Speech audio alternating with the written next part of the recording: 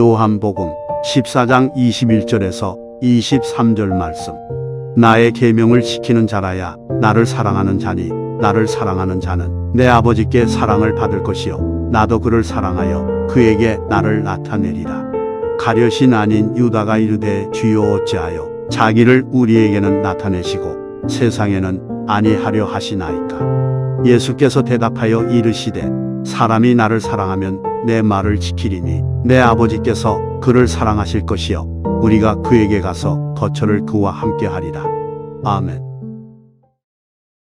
오늘 본문 중심으로 예수님을 사랑하는 자라고 하는 그런 제목으로 말씀을 나누도록 하겠습니다.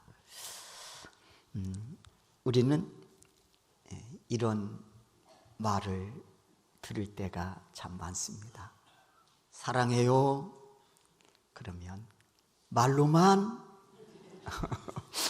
뭐라도 좀 꽃 한 송이라도 좀 가졌든지, 아니면 다이아몬드는 아니더라도 18금이라도 좀 뭔가 이렇게 목에다 거칠 수 있는 걸 좀 가져온다든지 좀 그래야 되는 거 아니냐. 그러면 또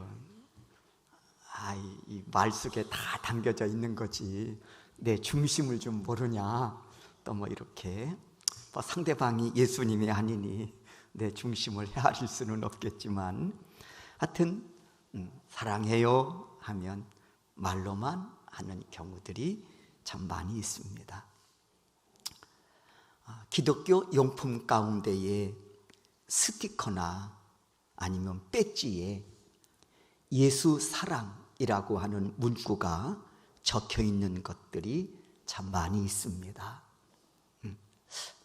그렇다면 진정 예수를 사랑하는 모습, 정말 예수를 사랑하는 모습은 어떤 모습일까? 우리 기준이 아니라 예수님의 입장에서 말입니다. 예수님의 기준에서. 오늘 그 부분에 대해서 예수님은 오늘 본문을 통해서 우리에게 말씀해 주시고 계십니다.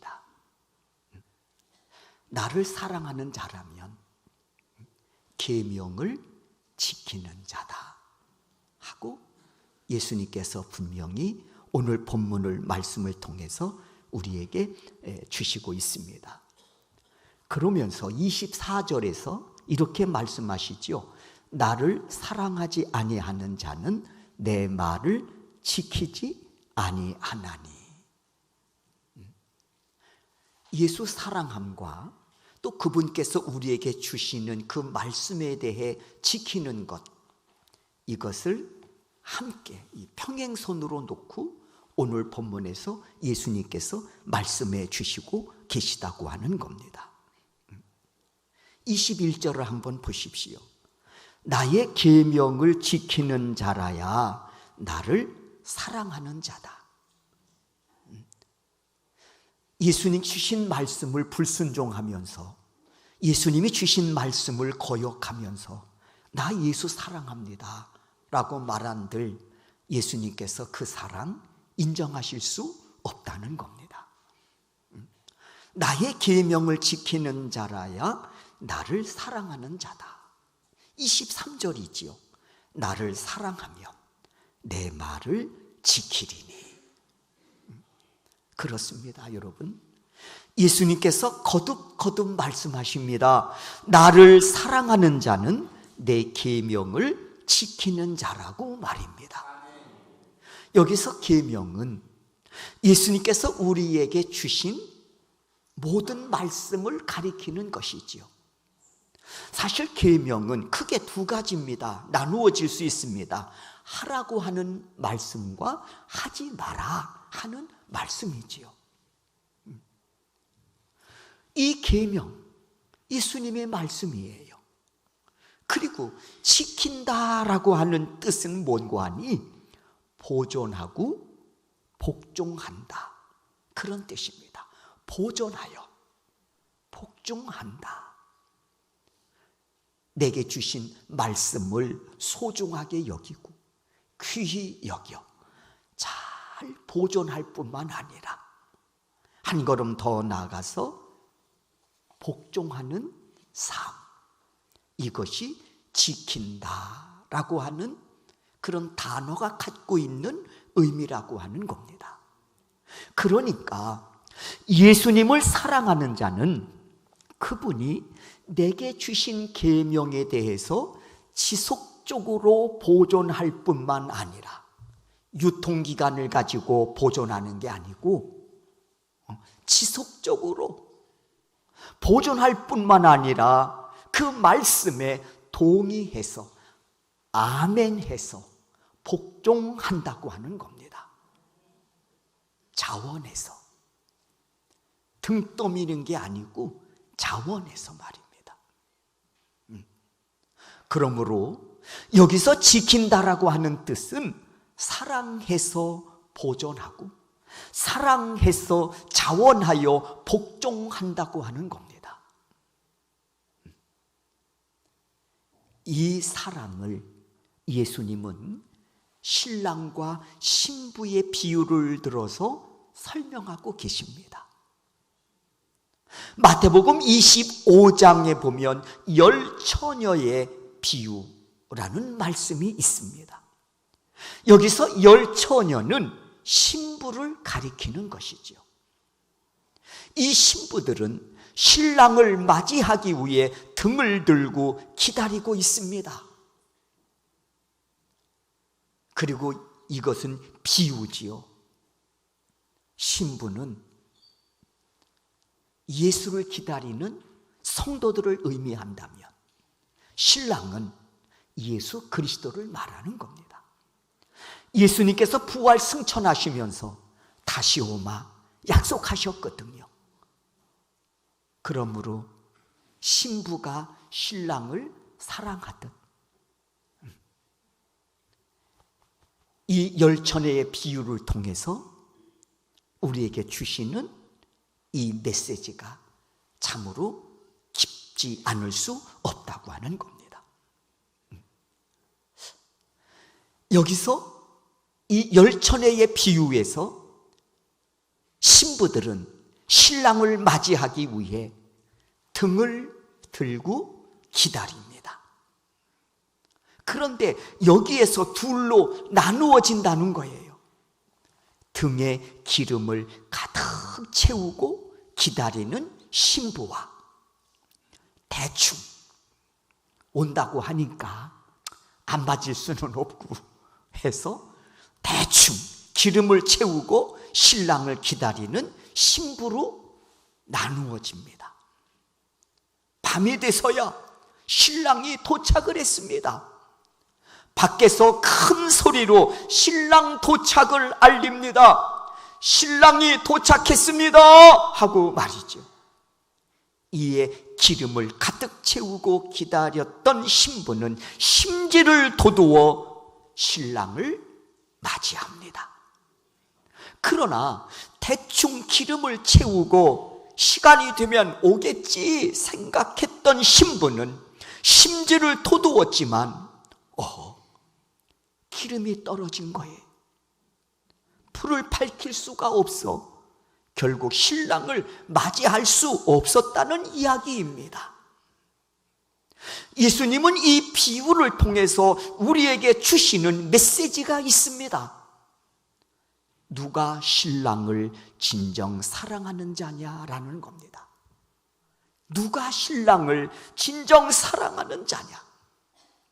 사실 신랑이 도착하기 전까지는 누가 진정 신랑을 사랑하는지 드러나지 않았습니다. 그러나 신랑이 도착하니 확연히 드러나지요. 그 증거가 기름이었습니다.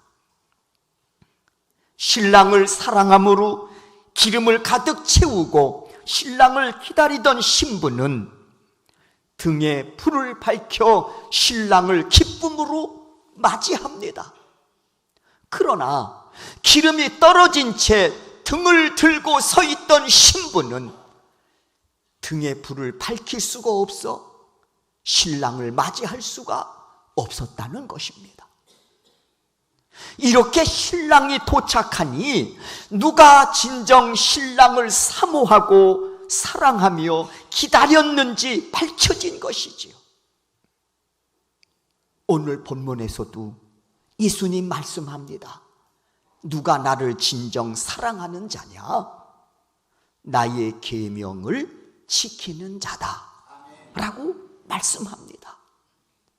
이 사람은, 사랑하여 계명을 지키는 자는 마치 등에 기름을 가득 채우고 신랑을 기다렸던 순결한 신부와 같은 사람입니다.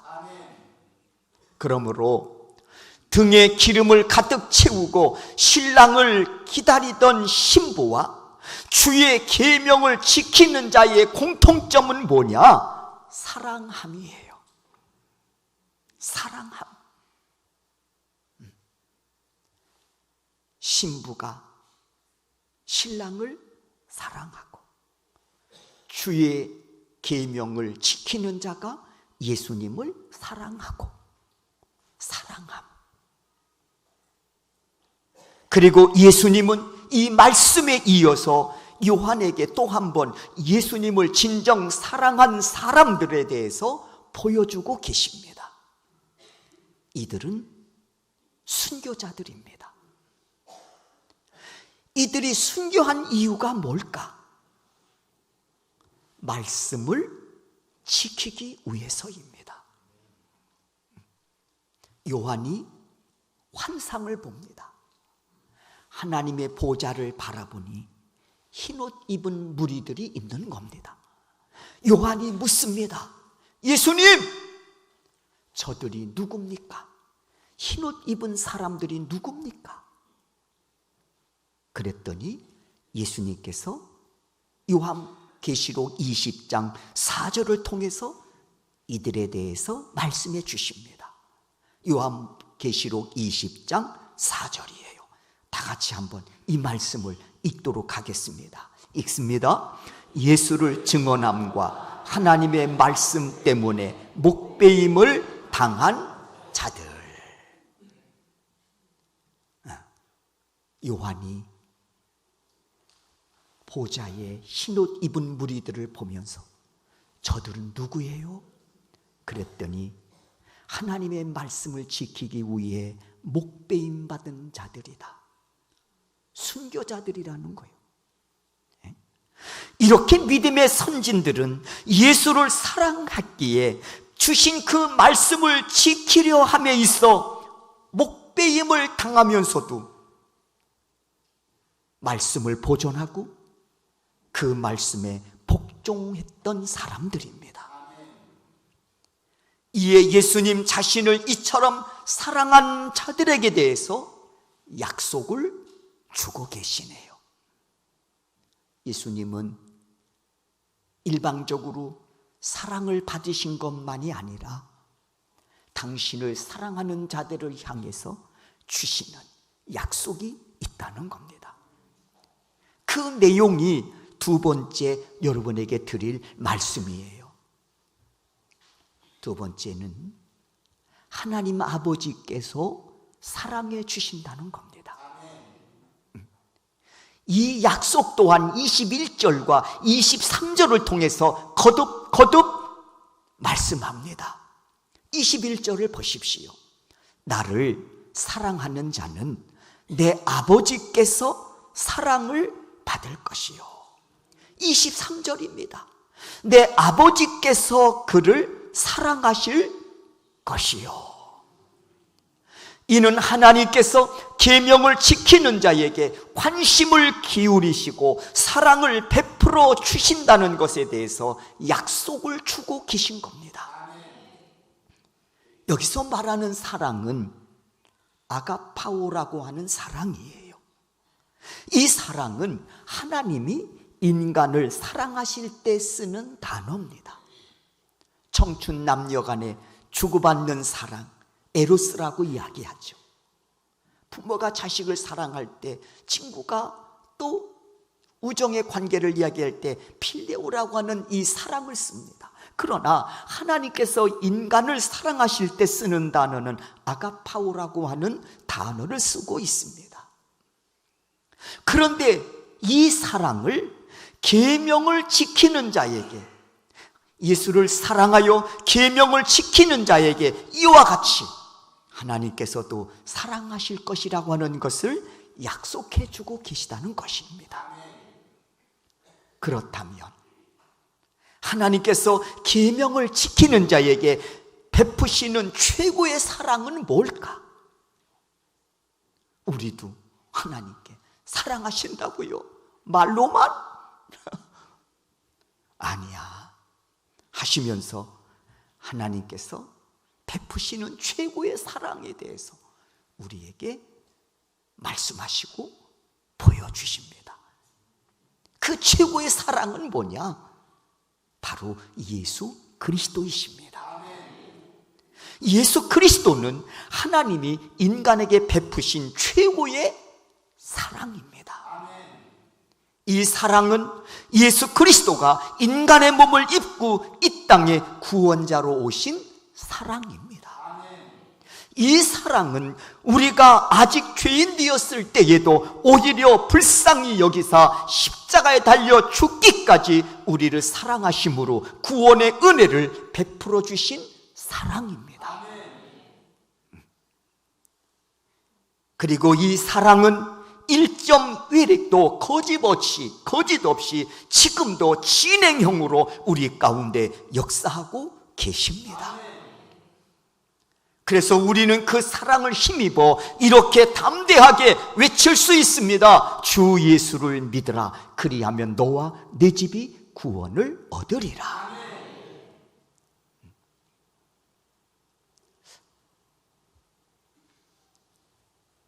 우리 인생에 대해서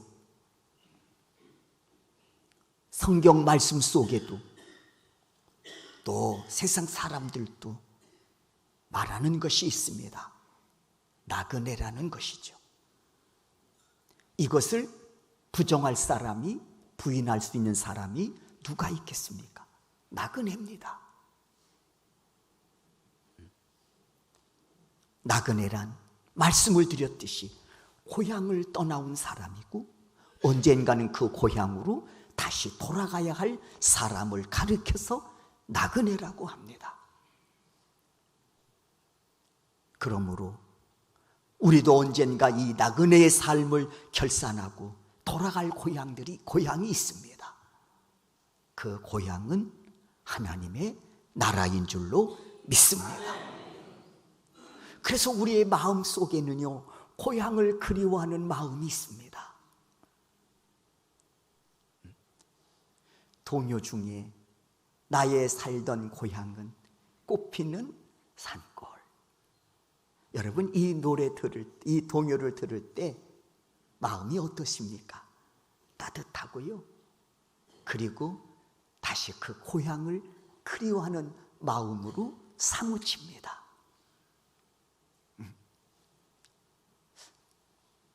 왜냐? 우리는 나그네이기 때문에 그렇습니다. 그리고 언젠가 우리가 돌아가야 할 영원한 본향, 하나님의 나라가 있기 때문에 그렇습니다. 그래서 우리가 육적으로 태어난 고향에 대한 소식을 듣고 고향에 대해서 얘기할 때 따뜻하고 우리 마음에 평안함이 있는 것처럼 모든 인생들이 돌아가야 할 본향, 하나님의 나라에 관한 말씀을 들을 때 우리 마음이 기쁘고 우리 마음이 소망으로 가득 채워져야 될 줄로 믿습니다.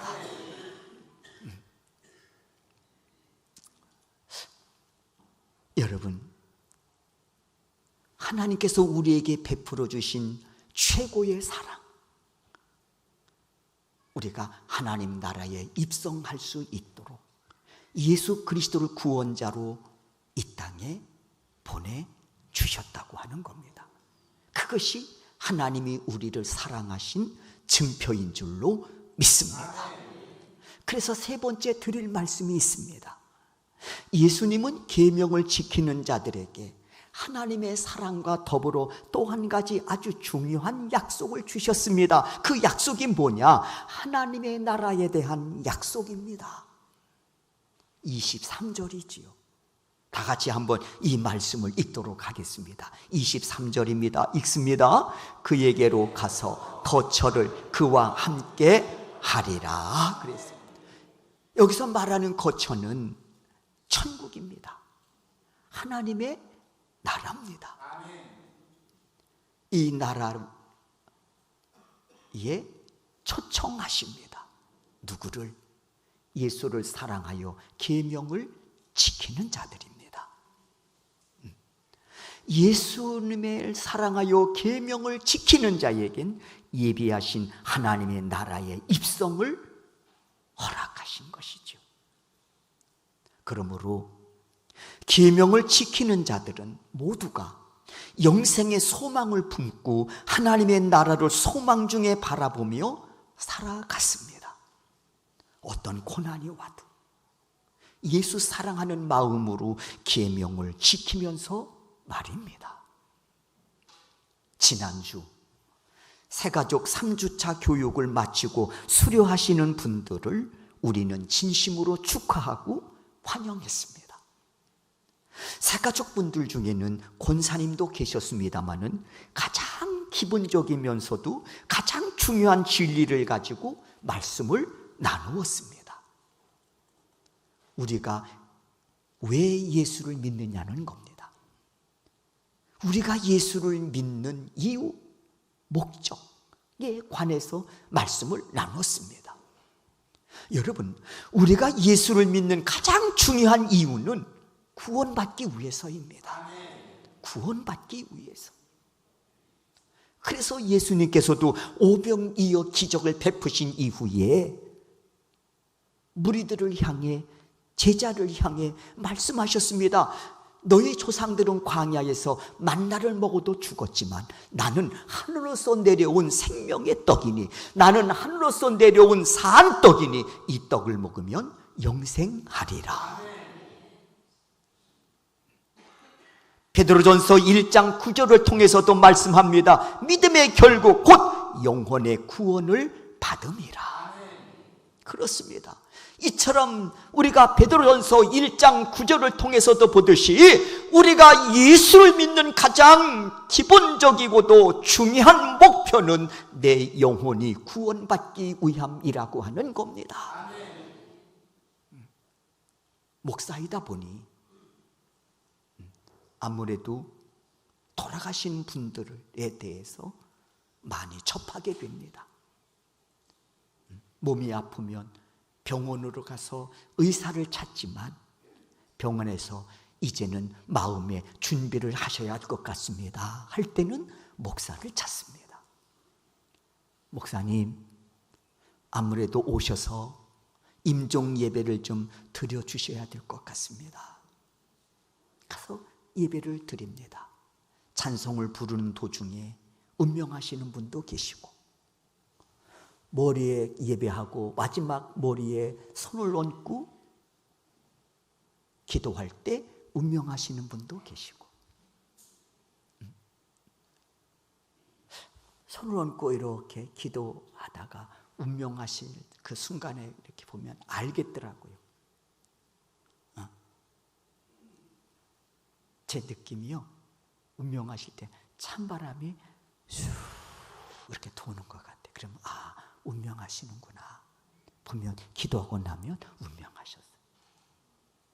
그럼 유가족이죠. 그렇게 감사하고 기뻐하시더라고요. 왜냐하면 천국 가셨음을 확신하기 때문입니다. 저 또한 마찬가지고요. 예수를 믿는 가장 기본적이고도 중요한 목표는 내 영혼이 구원받기 위해서란 말이에요. 그렇다면 무엇으로부터 구원입니까? 무엇으로부터? 죄로부터 구원입니다. 심판으로부터 구원입니다. 멸망으로부터 구원입니다. 죄는 반드시 심판을 가져오지요. 그 심판은 곧 멸망으로 이어집니다. 그러므로 우리는 이 죄와 심판과 멸망에서 구원받기 위해 예수 그리스도를 믿는 것입니다. 구원은 우리에게 하나님의 나라에 대한 소망을 갖게 합니다. 그러므로 구원받은 사람은 어떤 상황 속에서도 하나님의 나라, 천국 소망을 잃지 않고 믿음으로 살아갑니다. 그 예로 저는 스데반 집사를 여러분에게 소개하기를 원합니다.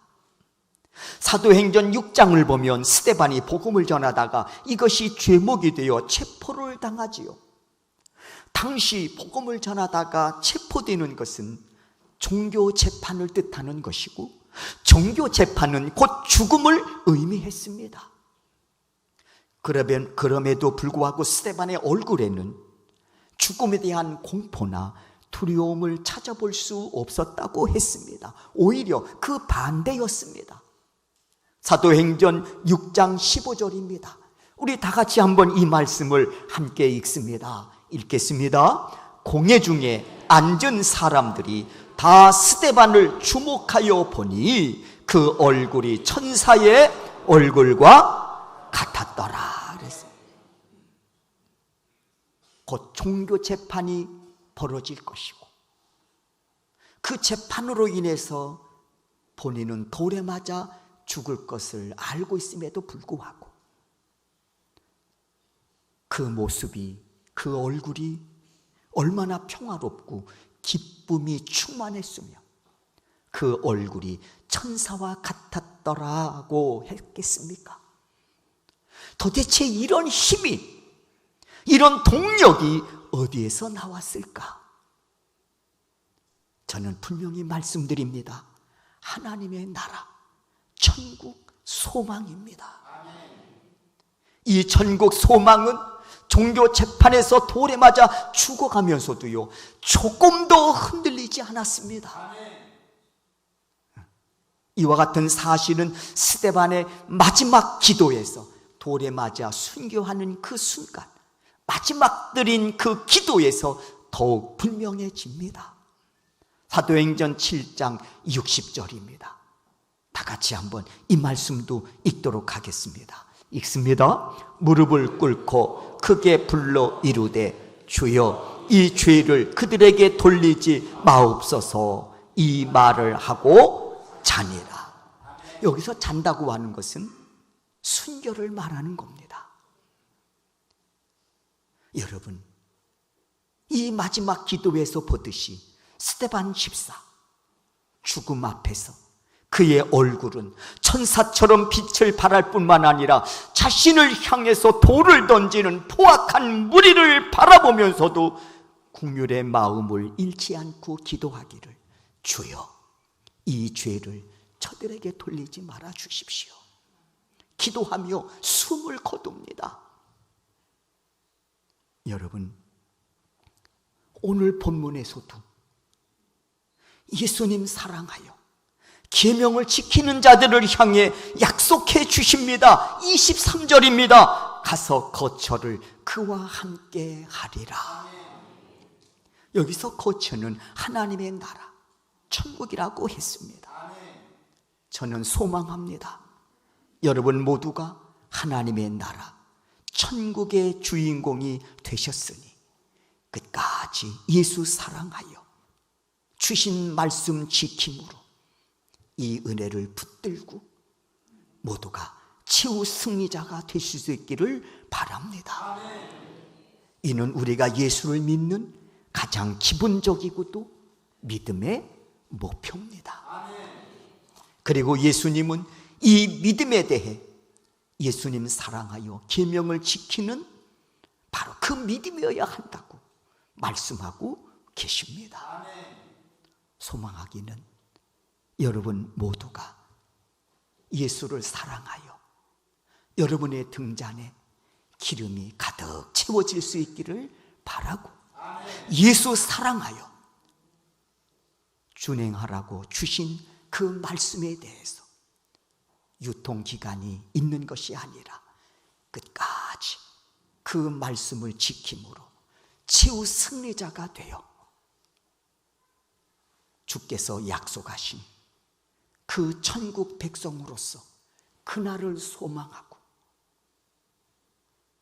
그날을 바라보며 달려가는 여러분의 발걸음이 좌로나 우로나 치우침이 없기를 주의 이름으로 축원합니다.